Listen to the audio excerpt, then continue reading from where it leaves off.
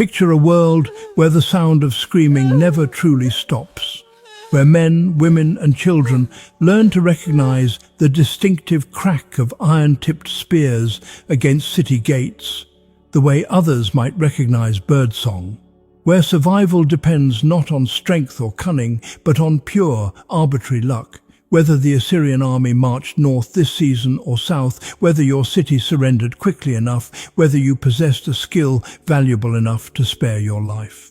Between the 10th and 7th centuries BCE, the Assyrian Empire transformed the ancient Near East into a landscape of perpetual fear, where terror was not a byproduct of conquest, but its primary weapon.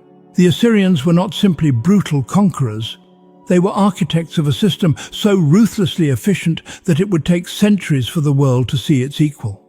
From their heartland in northern Mesopotamia, along the banks of the Tigris River, they constructed the largest empire the ancient world had yet witnessed, stretching from the mountains of modern-day Turkey to the deserts of Egypt, from the Mediterranean coast deep into Persia. But size alone did not make their empire exceptional. What set the Assyrians apart was their systematic use of calculated terror as state policy, their transformation of warfare into an annual ritual of conquest, and their willingness to inflict suffering on a scale that shocked even their contemporaries. Relentless warfare, constant battles with no safe haven. The Assyrian military machine never stopped. Before Tiglath-Pileser III's reforms in the 8th century BCE, Assyrian armies were seasonal forces, consisting primarily of farmers who fought between spring planting and fall harvest. But Tiglath-Pileser transformed this system entirely.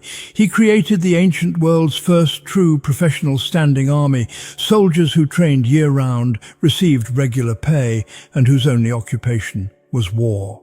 This change was revolutionary.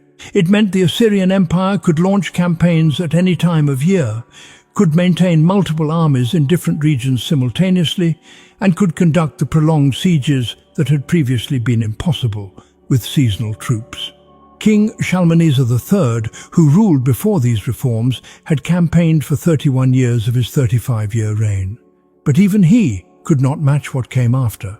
With a professional army, Assyrian kings conducted annual campaigns. Every single year, without fail, the army marched out to conquer new territory, suppress rebellions, or simply raid already conquered peoples for tribute.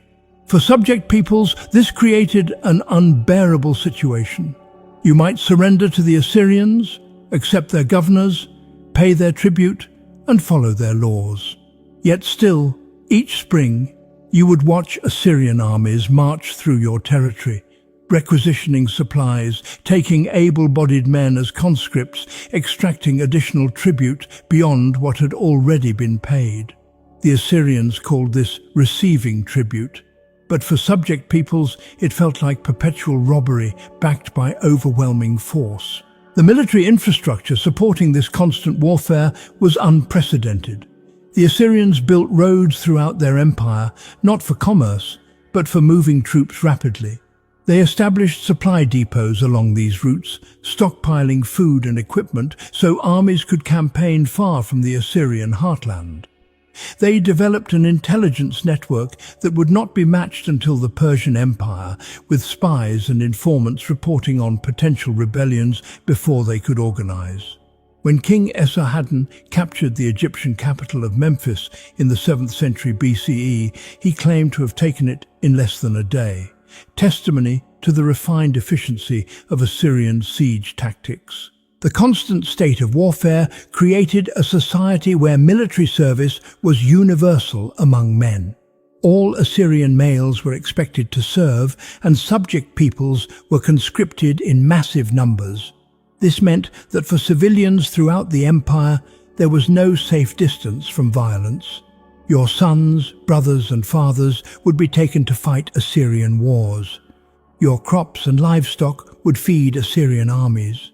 Your labor would build Assyrian fortifications.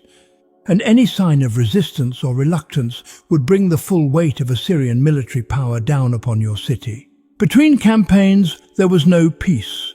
The empire faced constant rebellions from subject peoples who, seeing no other option, chose to fight, even knowing what defeat would mean.